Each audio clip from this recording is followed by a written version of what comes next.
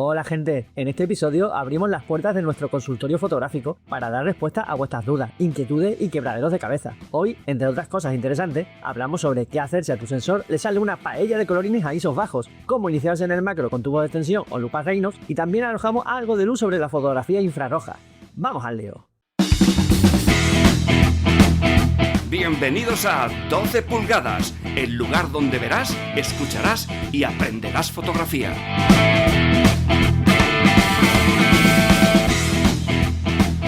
Saludos a todos, empezamos un nuevo capítulo del podcast Fotografía en 12 pulgadas y en esta ocasión vamos a resolver dudas. Lo hemos llamado fotoconsultorio. La mayoría que tengo aquí recopiladas son de hace un año, que recopilábamos vuestras preguntas y tal, pero bueno, las fui guardando y como siempre digo, que yo siempre contesto. De hecho, estas preguntas están contestadas en privado, por redes sociales o donde sea, a cada una de las personas que me la hizo. De todas maneras, yo las guardé para compartirlas aquí con vosotros y creo que hay algunas que puede ser interesante. Como siempre, recordaros que esto es un programa que se emite en directo solo para miembros y una semana después se emite en formato podcast, eso sí, para todo el mundo y para siempre. Si tenéis alguna consulta, nos la podéis hacer en los comentarios, ya sea del podcast, del directo o del sitio que sea desde donde nos estáis viendo y nosotros las recopilamos también por redes sociales y también nos podéis escribir a foto12pulgadas@gmail.com, foto12pulgadas@gmail.com. No sé si habéis visto, habéis oído que el otro día hice un mini podcast, un mini episodio, y es un episodio muy cortito, no sé si eran 15 minutos, 10 minutos o algo así, todo el episodio hablando de una cosa en concreta. Entonces, es posible que grabe más. Si lo escucháis, ¿qué os ha parecido? O sea, ¿os mola el formato para seguir haciéndolo? La primera cuestión la dejó uno de los miembros del grupo, Eduardo Santos, que está por ahí por el chat. Estaba preocupado por un problema que tenía la cámara y vamos a verlo. Eduardo Santos decía: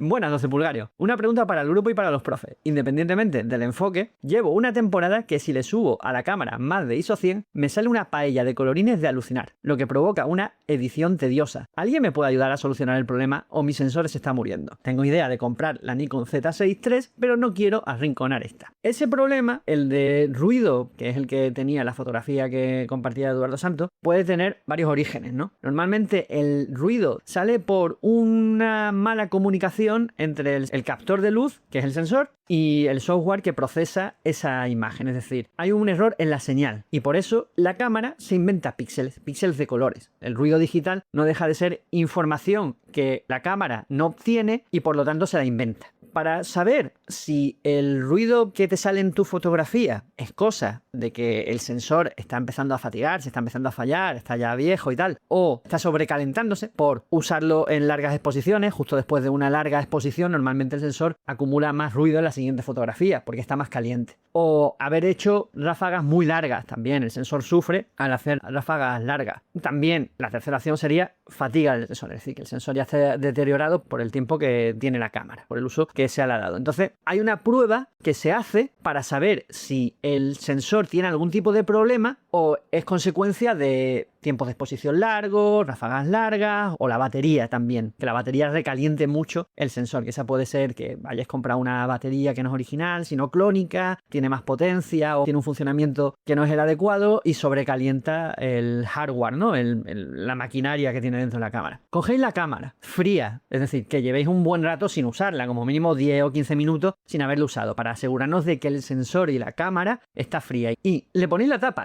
no se la quitáis y configuráis ISO 100 f8 y un tiempo de exposición de medio segundo y hacéis una fotografía. Bueno, la fotografía que aparece debería ser un rectángulo negro. A ISO 100, a ese tiempo de exposición, no debería haber un error en la señal, no debería haber ruido, simplemente una imagen negra. No ha habido tiempo de captar información de luz que procesar, por lo tanto, el resultado debería ser una foto totalmente negra. Si queréis ampliar la prueba, la podéis hacer a ISO 200, ISO 400, ISO 800. Si hacéis esta prueba y empezáis a aumentar el ISO, llegará un momento que aparezca ruido. Ese sería el ISO al que el ruido empieza a hacerse evidente en vuestras fotografías, cuando ya no aparece una imagen negra, sino un error en la señal, que es el ruido digital. Esta es la fotografía de Eduardo Santos, que si la ampliamos se ve perfectamente que tiene mucho ruido. Esto es ISO 100 y a ISO 800, pues esto ya es una paella de colores. Y eso evidencia un problema en el sensor, sobre todo porque no debería aparecer ruido por sobrecalentamiento. Entonces, ¿qué pasa en estos casos? Bueno, pues se evidencia que si no le ha dado tiempo a la batería a recalentar la cámara, si no ha hecho tiempos de exposición largos o ráfagas muy largas que calienten el sensor, es un mal procesamiento del software. Es decir, seguramente sea fatiga de los componentes, por el tiempo que tiene la cámara o por desgaste. David también le respondía que probase a cambiar la batería. Vaya a ser que la batería tuviese mucha potencia y sobrecalentase el sensor. Pero claro, por eso he dicho que esperéis a que la cámara esté totalmente fría, para también descartar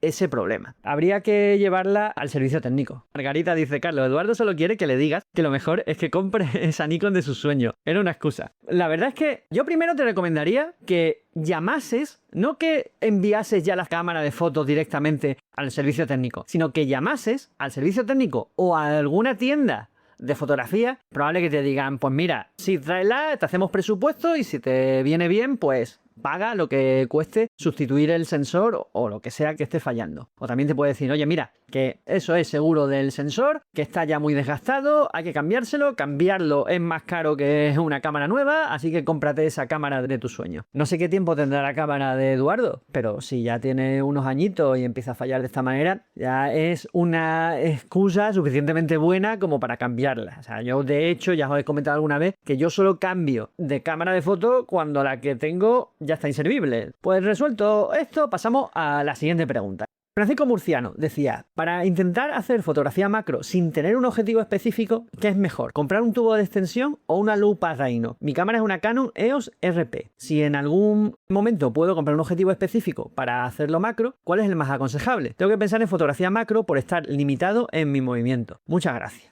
Os voy a explicar la diferencia entre el tubo de extensión y las lentes de aproximación. Vale, el tubo de extensión son como anillos que se colocan entre el objetivo y la cámara, y lo que hace es aumentar la distancia que hay entre el primer cristal de la lente, que está más cercano a la cámara de foto, y el sensor. Eso lo que provoca es que se reduzca mucho la distancia mínima de enfoque. Tiene una cosa muy buena, que es que como no tiene cristales, normalmente es un tubo simple y llanamente sin ningún cristal en medio, pues no añade cristales que deterioren o modifiquen la calidad de los cristales del objetivo que sea que tengáis. Y lo malo es que pierden luz. 1, 2, 3 diafragmas según la cantidad de anillos que pongáis, ¿vale? Se vuelven más oscuras en la fotografía a la misma apertura de diafragma en el objetivo. Y según el tipo de tubo de extensión que compréis, puede ser que perdáis o no la conexión, las conexiones electrónicas, porque hay tubos de extensión con conexiones electrónicas y tubos de extensión que no las tienen. Las que no las tienen, pues se pierde el tema del autoenfoque, por ejemplo, y controlar el diafragma con la cámara. Y después las lupas Rhino concretamente, o las lentes de aproximación,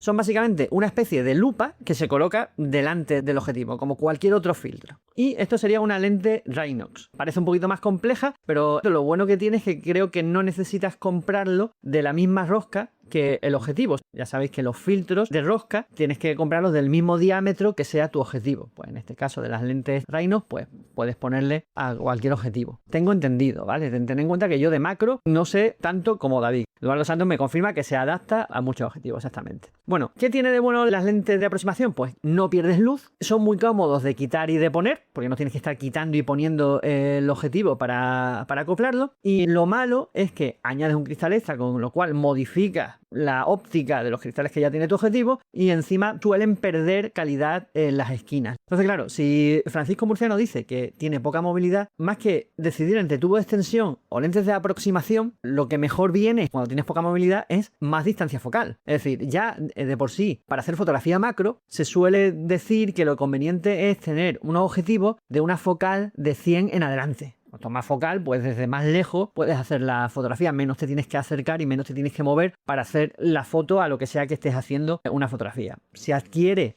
otro objetivo que sea uno de focal larga.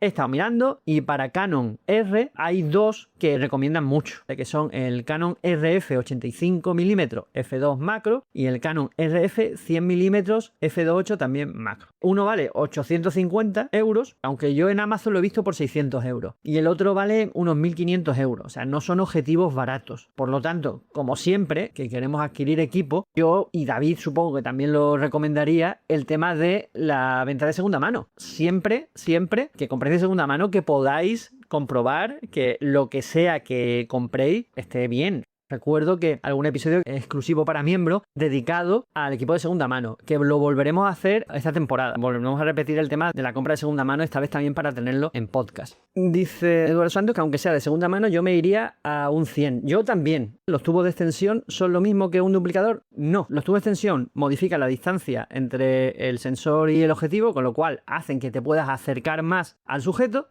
Y los duplicadores lo que te hacen es duplicarte la focal. Te multiplican la focal por 1,2, por 1,5, por 2. Por ejemplo, si tienes un 100 milímetros y le pones un multiplicador por 2, tendrías lo equivalente a un 200 milímetros. También tienen problemas similares a los tubos de extensión, que modifican la distancia entre la lente y la cámara, tienen o no conexiones electrónicas, bueno, todo ese tipo de cosas. Pilar Moreno dice, si al final quieres comprar el objetivo macro, has de saber que Canon no tiene abierto el sistema RF a otras marcas, como Sigma, etcétera, pero el objetivo Canon RF100 es espectacular. Bueno, hay una alternativa también que sería comprar un adaptador de Canon EF a Canon R y el objetivo EF 100 milímetros. Es, bueno, añadir un adaptador y un objetivo de mucha calidad, pero que de segunda mano, pues a lo mejor te sale por 400 euros. Es una opción. Dice Margarita que ella tiene Raynox y hay que estar muy paralelo para que no se desvirtúe la imagen. Es que pensad en las lentes de aproximación como lupas y con los inconvenientes que tiene una lupa si la habéis manejado alguna vez. Maribel Peinado dice, ¿qué pensáis de los objetivos que no son de la marca de la cámara, pero son compatibles como los Samyang? La gran mayoría de los casos funcionan perfectamente bien. Yo, por ejemplo, en mi cámara, en la Sony, el que tengo ahora mismo montado es un Sony de 55 milímetros, pero el otro de los que utilizo es un 35 milímetros de la marca Samyang, precisamente. Es decir, yo tengo objetivos tanto de la propia marca de la cámara como de otros fabricantes. Funcionan perfectamente. Y encima suelen salir más baratos que los de la propia marca. La máxima calidad normalmente la tienes comprando tu marca, pero los objetivos de otros fabricantes cumplen muy bien y en muchos casos te ahorras un buen pico de dinero. Todos los cachivaches, cacharros y demás, o webs o lo que sea de los que hable durante este directo, os los voy a poner enlazados en la descripción del programa, ¿vale? Para que lo tengáis todo ahí. Bueno, esta es una pregunta sobre mi curso de composición, el nuevo que he lanzado. Y es que me la han hecho varias personas que ya habían hecho anteriormente algún curso de composición conmigo. Entonces me preguntan, estaba pensando en hacer el nivel avanzado de tu próximo curso de composición. Ya hice el anterior y aprendí mucho, pero quería saber si has añadido nuevo contenido. Pues que sepáis que, en un principio, el curso de composición nuevo iba a ser el mismo temario del antiguo, pero lo había estructurado de una manera diferente y dividido en dos niveles. Nivel esencial, que es bueno, el primero que yo creo que debe hacerse, y el nivel avanzado para gente que ya opine que sabe bastante de composición. Yo, por supuesto, recomendaré hacer los dos a quien no haya hecho ningún curso conmigo. Y claro, como han sido varias las personas que me han preguntado por este curso habiendo hecho el anterior, he decidido darle un giro a la cosa. Y en el nivel avanzado estoy modificando el temario tanto como puedo para que a los que ya habéis hecho un curso de composición anteriormente conmigo os merezca la pena la parte avanzada. Como ya habéis hecho el anterior, la verdad es que la mayor parte del contenido del anterior curso de composición, de los últimos que hice,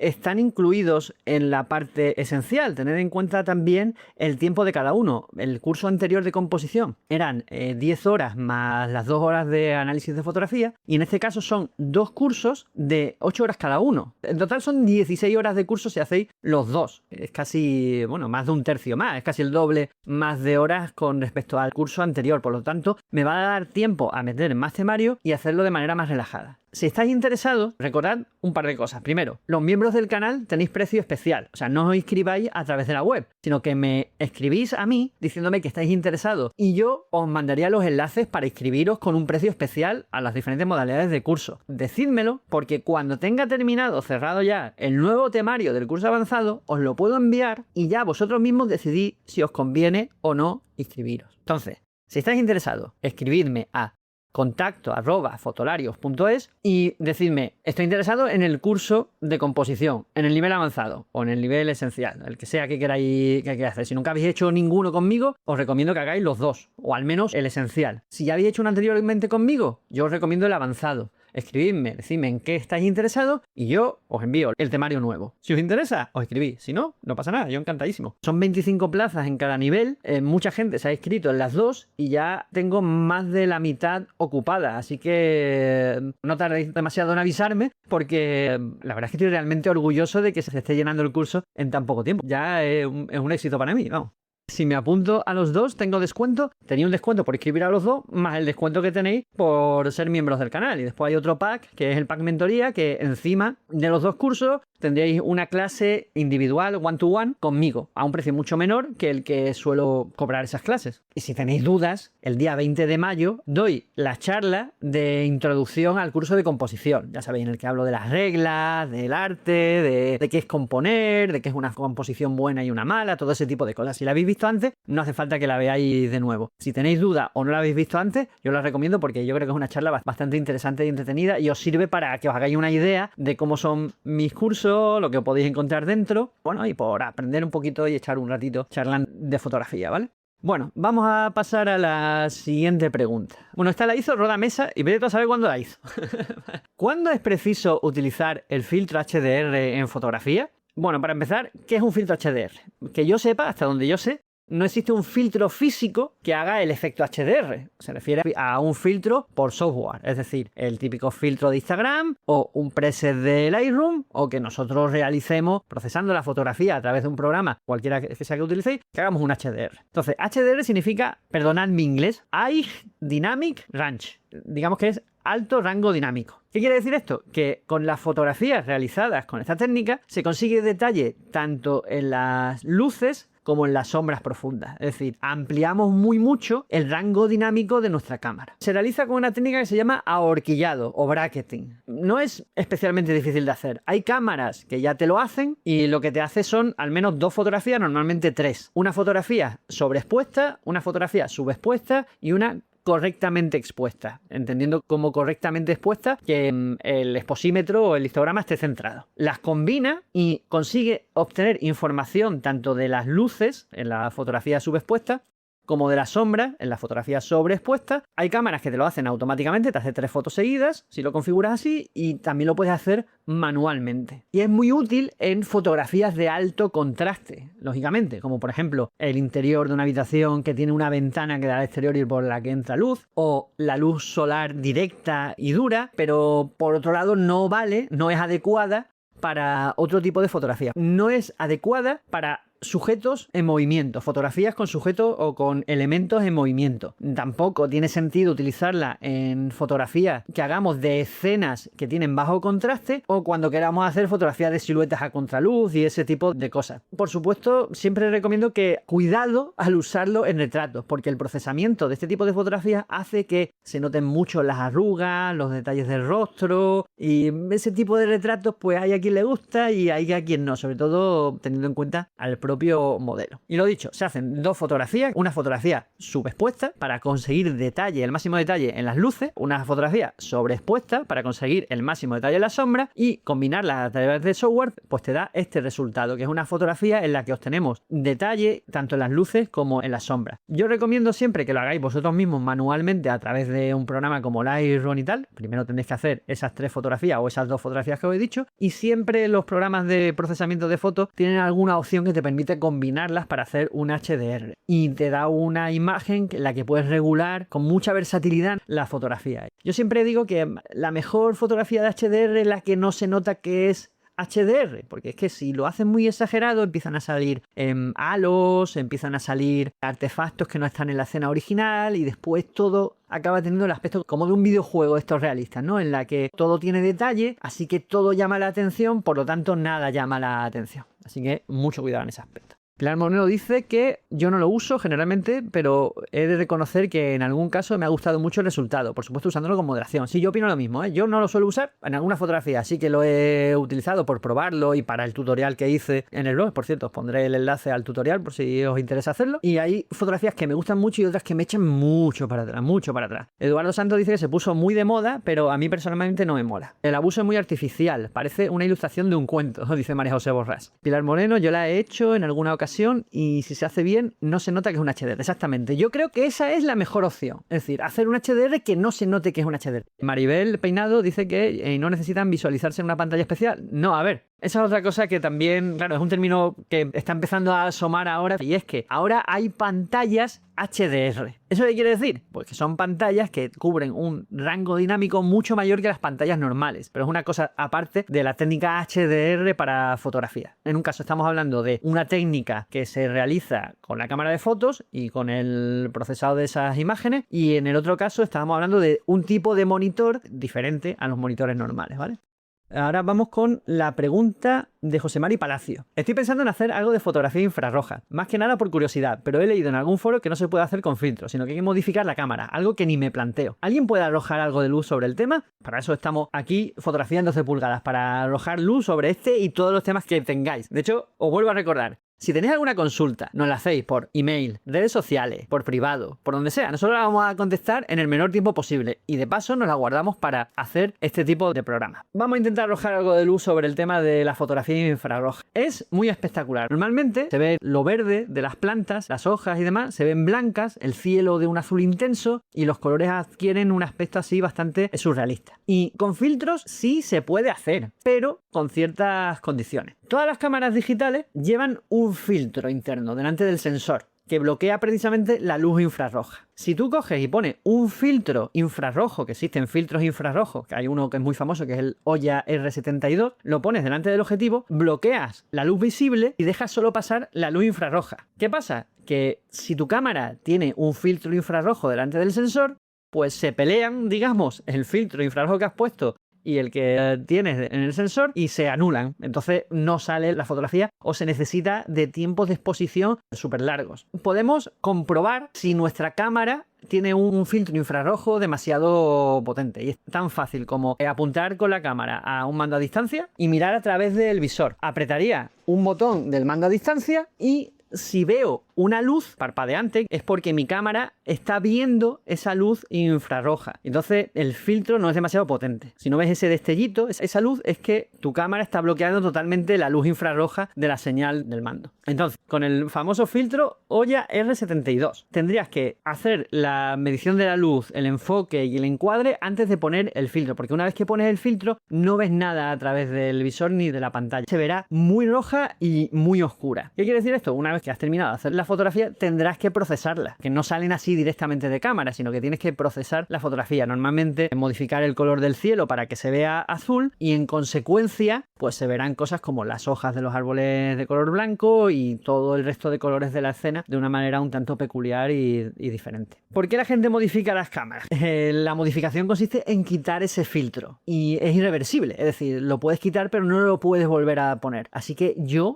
la verdad es que no lo haría. No se me ocurriría modificar la cámara, bueno, y menos quitarle una pieza al sensor. Entonces, ¿se puede hacer con filtro? Sí, con ese filtro, por ejemplo, y otros similares, con esas condiciones y haciendo la prueba de que nuestra cámara no bloquea totalmente la luz infrarroja. Y consejos para las primeras pruebas si os decidís hacerlo. Días de mucho sol, porque la fotografía infrarroja necesita de mucha radiación, de mucha luz, ¿no? De captar mucha luz, con tiempo de exposición largo. Cuanto más luz haya en la escena, menos tiempo tendrá que tener esa exposición para captar esa luz infrarroja. La vegetación y el cielo reflejan mucho la luz infrarroja, así que salen blancas, como si fuesen nieve. Y el cielo saldrá casi negro. Lo tendrás que procesar para que vuelva a adquirir ese color azul. Bueno, aquí tengo apuntado otra cosa, que es que la luz infrarroja se enfoca en un plano distinto a la luz visible. Si usas el filtro, el enfoque automático puede volverse loco. Así que lo ideal es enfocar antes de poner el filtro y usar el enfoque manual. Dice Eduardo Santos, ¿estás enterado de la nueva técnica de preguntar a la IA que te edite una foto y si te gusta cómo queda, decirle a la IA que te diga los pasos a realizar en Lightroom? ¿Qué te parece? Esta del chat la voy a incluir en el podcast porque yo creo que es una cosa muy interesante. Pues mira, en el podcast en el que entrevistamos a Miguel Lorenzo precisamente él comentaba eso. Es prácticamente todo el dilema que hay ahora con el uso de la inteligencia artificial en fotografía, pues ha subido un escalón más. Ya no es coger una fotografía, un RAW, ¿no? Por ejemplo, meterlo en un programa con inteligencia artificial y decirle revélame esta fotografía, sino es a una IA le muestran la fotografía que tú tienes y le dice dime los pasos que tengo que seguir en Lightroom, por ejemplo, para obtener una fotografía con el mismo aspecto de este autor, con el mismo estilo de este autor, o con un revelado de no sé qué fotógrafo, o también le puedes incluir una foto de ejemplo. ¿Cómo tengo que revelar esta foto para que se parezca a esta otra? La inteligencia artificial te va a decir los pasos uno a uno que tienes que seguir en, por ejemplo, Lightroom, para que la fotografía que tú le muestras tenga el aspecto de la otra que le muestras o de las indicaciones que tú seas que le hayas dado. Entonces, ¿eso qué es? ¿Es uso de la inteligencia artificial en fotografía o es un uso práctico de la inteligencia artificial para fotografía? Porque, sinceramente, yo eso no lo veo mal en absoluto. O sea, una cosa es decirle a una inteligencia artificial, genérame una imagen con estas características, y otra muy distinta es ayúdame a revelar una fotografía para que tenga estas características. Es básicamente como seguir un tutorial. Lo que pasa es que en lugar de buscar un tutorial en internet que te explique los pasos que tienes que hacer para que tu fotografía tenga tal o cual aspecto, le estás diciendo a la IA que te ahorre ese trabajo de búsqueda. Y encima te está ofreciendo un tutorial personalizado. Genial. Sobre todo porque yo creo que incluso puedes llegar a aprender a hacer ciertos tipos de revelados en ciertos programas que a lo mejor no manejas con soltura. Si haces 5 veces todos los pasos que te ha dicho la inteligencia artificial que tienes que seguir en Lightroom para conseguir tal resultado, acabas aprendiendo cómo revelar fotografías para obtener ese resultado que buscas. Yo lo veo fantástico, yo lo veo muy bien. María José Borra dice que le parece algo patético, un engaño. Yo no estoy de acuerdo, porque entonces consideramos patético y un engaño el seguir, por ejemplo, el tutorial que he dicho que tengo en HDR. Yo en ese tutorial os digo paso por paso lo que tenéis que hacer para conseguir una fotografía en HDR. No estáis engañando a nadie, estáis aprendiendo a realizar una técnica de revelado a través de unos pasos que yo os estoy indicando. Ahora sustituyamos a Fotolarios, ¿no?, mi blog, por una inteligencia artificial. ¿Qué diferencia hay? Pues seguramente que si no conocías mi blog te has ahorrado tiempo de búsqueda. Dice Lola Mesa, está ayudando, no te lo está haciendo. Claro, exactamente. Si usas una ya hecha, fraude. Si quieres seguir los pasos, pues a aprender. Esa es mi opinión sobre ese tema. Y no veo dilema. Veo un uso inteligente de una herramienta. Un uso inteligente de una herramienta muy potente como es la inteligencia artificial. Ahora, jamás pasaré por el aro, por el momento, ¿vale? Que siempre se puede cambiar de opinión, pero jamás pasaré por el aro de decir que una imagen generada por inteligencia artificial desde cero es una fotografía. Para mí es una ilustración digital que ha hecho otra persona. Ni siquiera la persona que le ha dicho a la inteligencia artificial cómo tiene que ser esa imagen. María José Borra dice que me refiero a querer copiar una foto para que parezca la de otro autor. Bueno, hicimos un programa dedicado a copiar, plagiar, inspirarse y homenajear, en el que veíamos las diferencias entre cada manera de copiar a otros y lo bueno y malo que tiene cada una de esas maneras. No es todo absolutamente negro ni absolutamente blanco. Hay muchos matices, y este matiz de utilizar la inteligencia artificial de esa manera yo lo considero bastante inteligente y práctico. Y probablemente lo pruebe a hacer algún día por curiosidad, a ver la respuesta que me da la inteligencia artificial y lo que hubiese hecho yo, en cambio. Haré un experimento tipo, voy a revelar yo la fotografía a mi manera y después voy a decirle a la inteligencia artificial que me diga los pasos que tengo que seguir para llegar a tal resultado. Y compararé a ver qué es mejor. Yo creo que puede ser un experimento interesante y una manera de aprender. Claro, Roda Mesa dice, todo el mundo, o casi todo el mundo, aprendemos viendo fotos de otros autores. Y al final queremos imitar en muchos aspectos a otros para mejorar en fotografía y después incluirlo en nuestro propio flujo de trabajo. ¿Quién te dice que no pueda yo usar, por ejemplo, las fotografías de una boda, ¿no? Revelo una fotografía de la boda que me gusta especialmente el resultado. Y ahora, para aplicar al resto de fotografías ese mismo revelado y que todas tengan un estilo visual similar, le digo a la inteligencia artificial, dime los pasos que tengo que seguir para que, independientemente de las características de cada una de estas fotografías, tengan un estilo similar a la primera fotografía que yo he revelado. Ya lo tengo en un estilo sólido, en un trabajo entregado a un cliente. Yo lo veo una alternativa muy interesante. Pasamos a la siguiente pregunta. José Pérez dice, ¿cómo se elige la foto de portada del reto?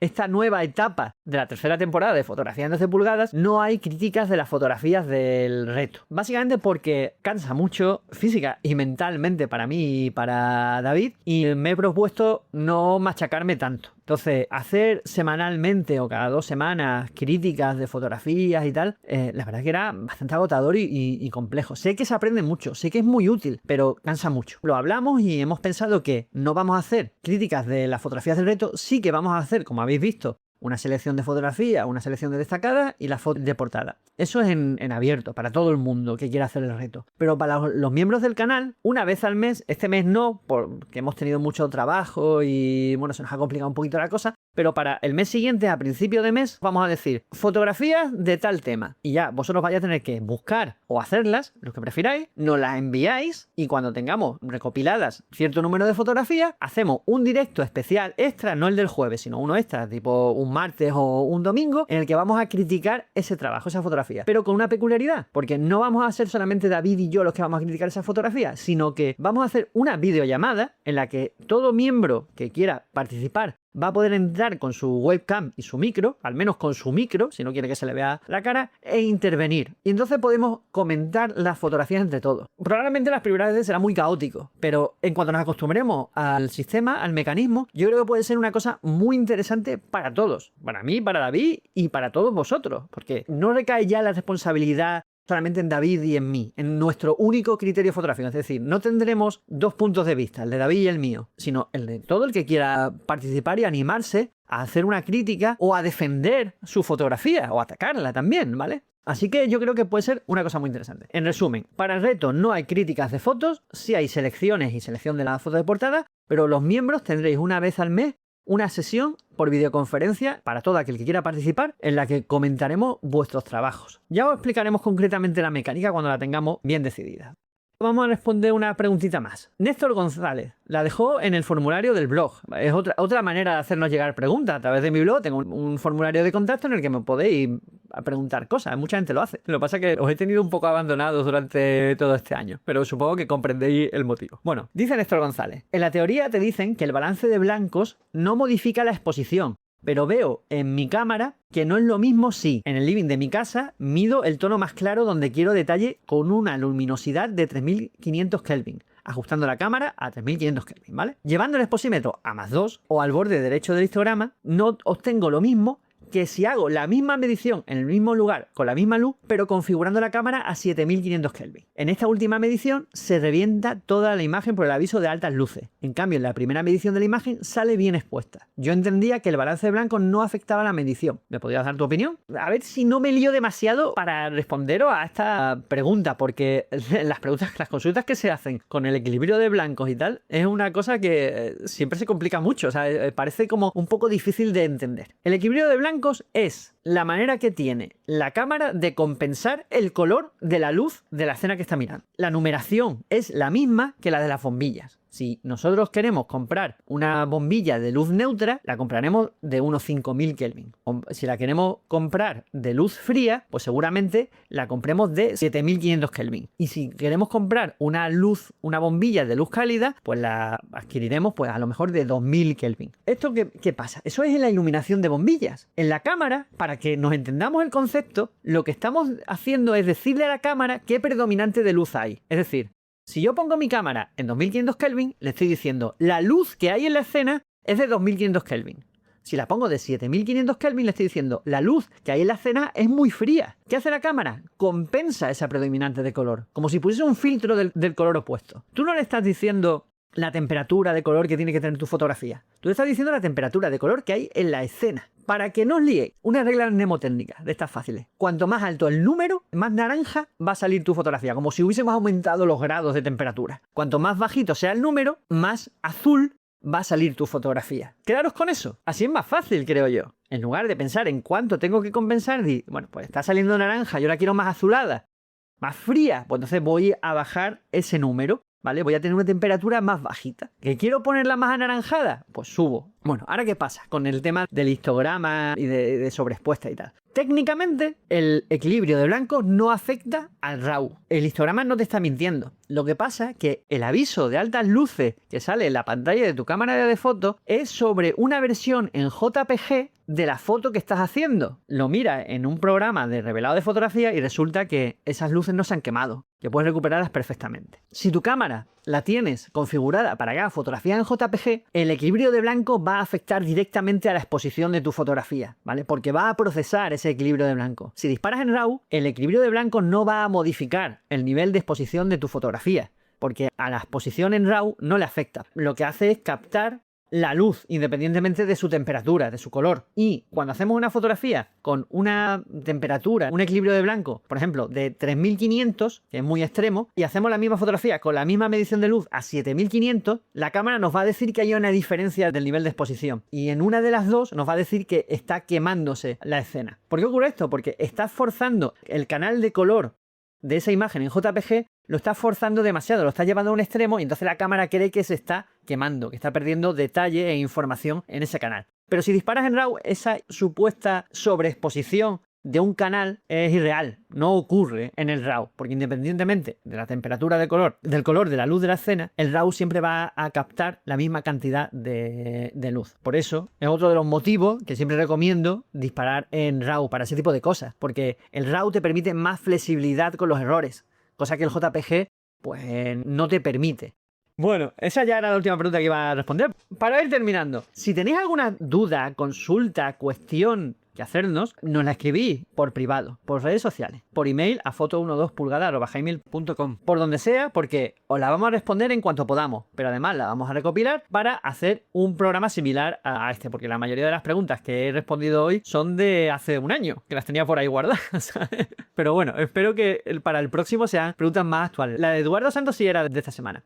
No solamente preguntas, sino anécdotas fotográficas. Queremos hacer un especial de anécdotas fotográficas que compartáis con nosotros, o cualquier sugerencia, queja, nos las podéis hacer por cualquier medio en el que queráis ponernos en contacto conmigo, incluso en los comentarios de este vídeo o de los podcasts si nos vais a través de Spotify o de iVoox, que estamos en todas las plataformas, por cierto. Y nada más, hasta aquí el programa, el consultorio fotográfico. Si os gustan estos contenidos, ya sabéis que si os hacéis miembros del canal, tenéis contenido exclusivo, porque este podcast, que estará escuchando mucha gente, no es tan completo, ni con tantos errores, ni tantas meteduras de pata también, todo hay que decirlo, como el directo del canal de YouTube. Muchas gracias por habernos acompañado. Como siempre, muy buenas noches a todos.